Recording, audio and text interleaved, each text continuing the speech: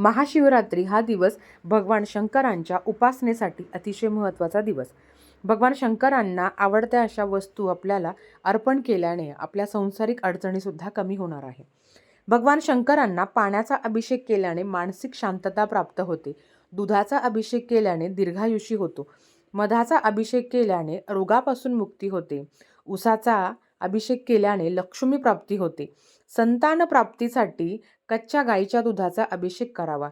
तुपाचा अभिषेक केल्याने सुख प्राप्ती होते. पितृदोष असेल तर काळे तीळ भगवान शंकरांना अर्पण करावे. साखर अर्पण केल्याने गरिबी दूर होते. दह्याचा अभिषेक केल्याने कामात येणाऱ्या अडचणी कमी होतात.